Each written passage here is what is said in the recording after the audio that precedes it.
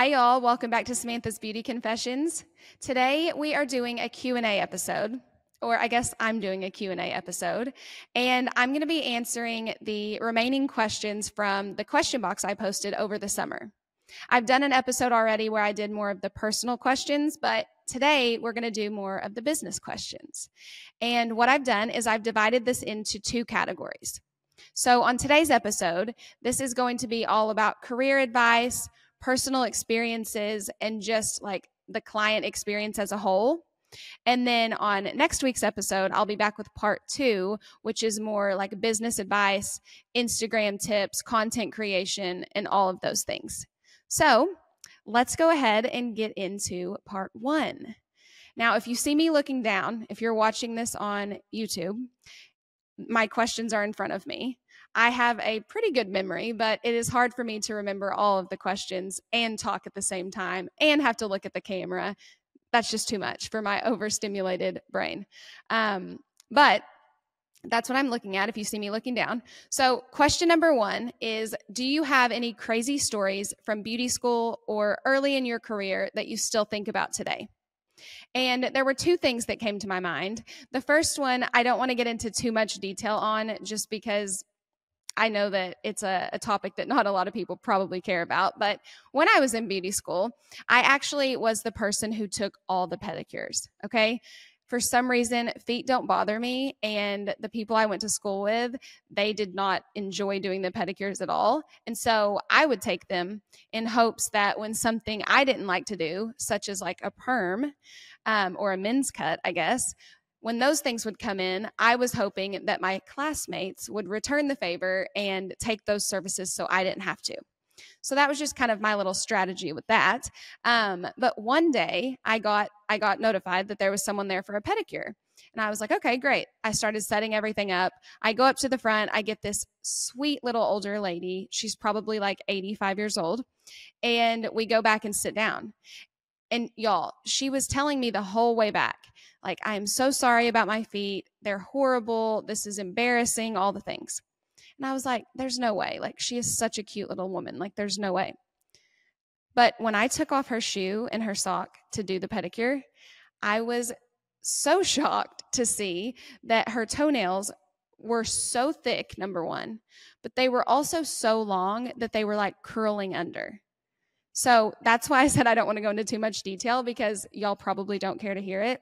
But this woman, she needed to go see like a professional instead of coming to a cosmetology school because they were literally so thick that I couldn't hardly even do the service on her because I couldn't work with what I had in front of me. So that was a crazy story. The other thing that came to my mind when I read this question was early in my career, I think maybe like 6 months in, I donated a gift certificate to a fundraiser that was going on in where I live. And the person that got this gift certificate, she booked an appointment. It was a hair color. She comes in, she shows me an inspiration photo. I explained to her, hey, it may take a couple of processes to get there. I thought she understood. I thought we were on the same page. After the service, she left. It seemed as if she was happy.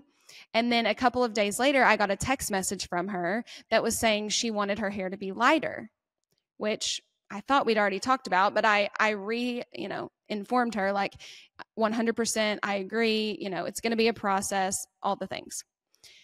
I said, at your next appointment, we will definitely be able to get you a little bit lighter and then it'll just keep going. So I thought and assumed that she knew I meant at her next scheduled appointment because when she had left, we had scheduled her out for a few weeks down the road. But what she thought when I said at your next appointment was that she could just come up to the salon at any time, I guess, and I would fit her in and get her lighter. And that's what she did. So I was working on another client one evening and the door opens and it's the lady that won the giveaway. And the door opens and it's the lady that got the gift certificate. She walks in, she smiles, she sits down on the couch to wait. And I'm like, what's going on? So I tell my current client, hold on just a second, walk up to the front, ask the lady what's going on. She's like, well, I'm here to do my next service to go lighter. And I was like, oh, no. I meant like in a couple of weeks, like we have the date. I I stated the date back to her, and she's like, okay, but that'll be a free service, right? And I'm like, no, that won't be a free service. She gets very upset. She ends up storming out of the salon and telling me as she's leaving that she's going to ruin my name. And so I'm a mess. I'm like super upset. I'm trying to work on a client, keep my composure. And then when I get off work that evening, I see that she has posted about me on Facebook. And she has said all of these things that are not true, just literally not true. And she is just venting, right? Then there's a thread of comments of people like, telling her how horrible I am and, she should get her money back and just all the things. Okay. Luckily for me, though, I did have some people present when the event took place in the salon that were getting on there and defending me. But as a newer stylist, honestly, as a stylist at any level, these things are your worst nightmare. Like nobody wants to go through this, right? But as someone that was a very new baby stylist, I definitely didn't want to. I think that I had a headache for like 7 straight days, and it was just, I thought it was going to end my career. Like I truly thought that. Full circle moment. It did not. It actually did nothing but make me stronger and allow me to, to realize that not every client that you do is going to be happy, and that's okay. It also made me realize that I'm stronger than I think, and that each time something like this has happened later down the road, it's been a little bit easier to navigate. Just like with anything in life, the more you go through something or you do something, the easier it's going to get. And yeah, that is my crazy story. And to anyone out there who has gone through something similar, just know that I fully understand, and it is so hard to navigate, but I promise you that you will come out so much stronger on the other side.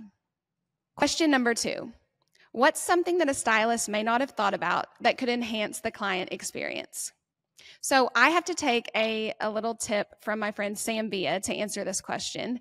And he said on a podcast, or I don't know where I heard him say this, but I've heard him say this somewhere, that what he likes to do to really make himself stand out and to give back to his clients is that he will take the client's phone and prop it up on a tripod or on his station or whatever, and he will film from start to finish the process of him blow drying the client's hair and styling the client's hair.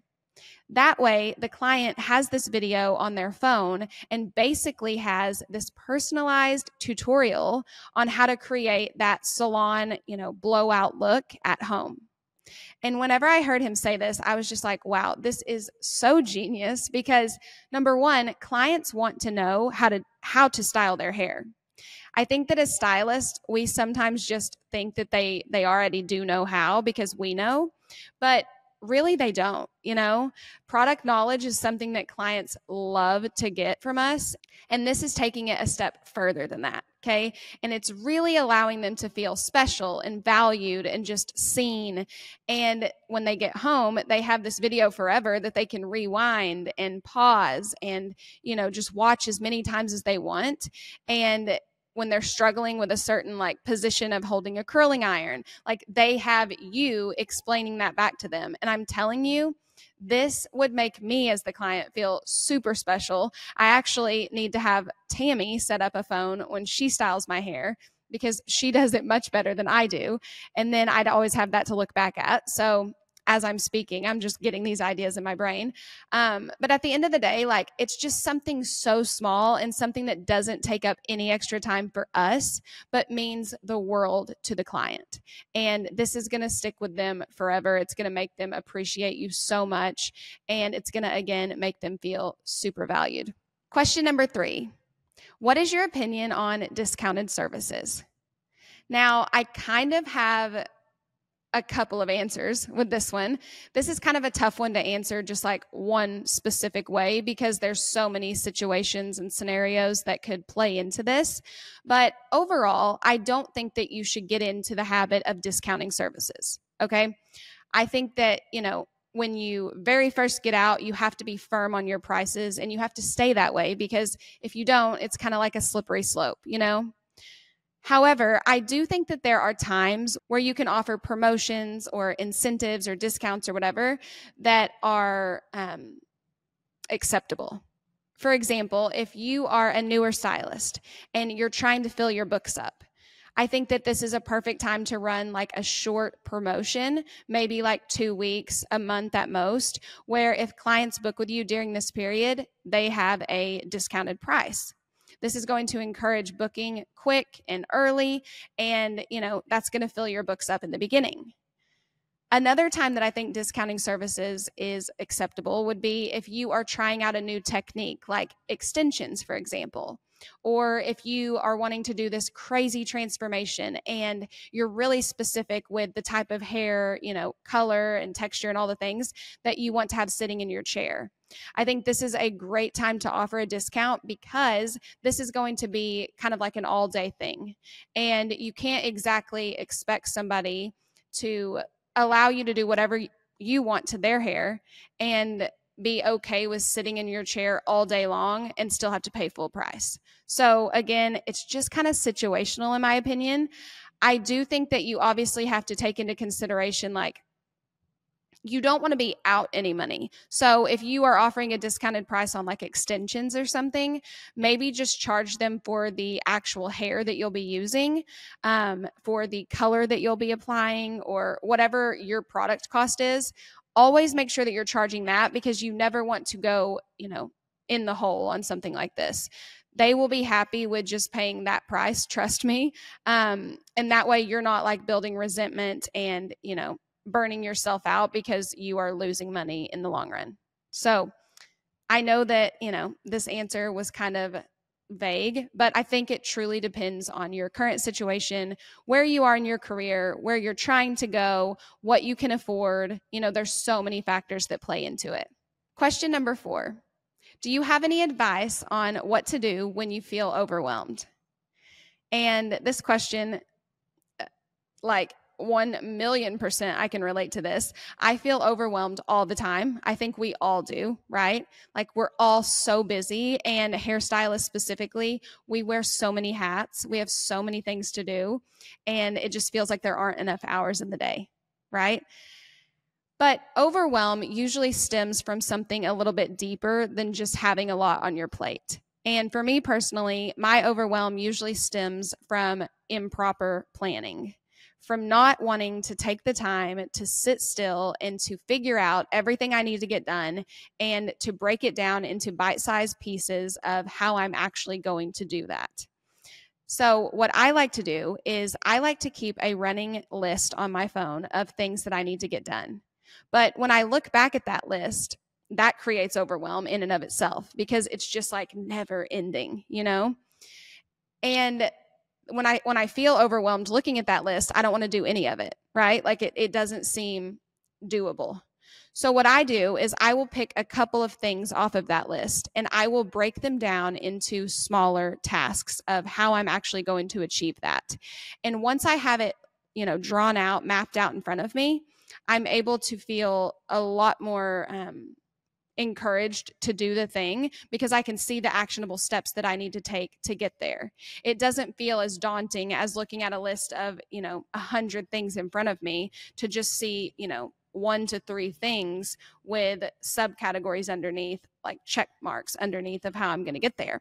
So that is what I would recommend, is to not look at things as such a big picture and really get specific on what it is you're trying to accomplish in a certain day, and mapping your day out hour by hour if you have to, just so that you can see it is possible. Another thing that really helps me is to not go to sleep without a plan. So what I found is that if I go to bed at night and I wake up in the morning and I'm like, okay, what do I have to do today? I start to feel overwhelmed way quicker than if I sat down in the evenings, wrote down the thing I needed to do the next day, and then woke up that morning with a plan to do so. It just makes your anxiety, your stress level, all the things go down, which is what we want. So hopefully that helps. Again, I think that in this fast-paced world that we live in, that overwhelm is just so freaking relatable. And I don't know if it ever fully goes away, but hopefully those little things will help you to dull it down a little bit. Question number 5, do you think it's possible to have a successful business if you aren't very active on social media? And my answer to this is yes. I do think that having a social media page with, especially if you're a hairstylist, with your work on it for people to refer back to is a really, really beneficial thing to do, and something that I would not sleep on, just because I know how powerful social media is. But I don't think that you necessarily have to be posting all the time, every day, multiple times a day to be successful. So a couple of things that you could do if you're not wanting to do like the work, so to speak, is you could have your clients take selfies of themselves after you do their hair and post it on their story, post it in their feed, and tag you so that other people are seeing your work without you actually having to do the posting. Okay.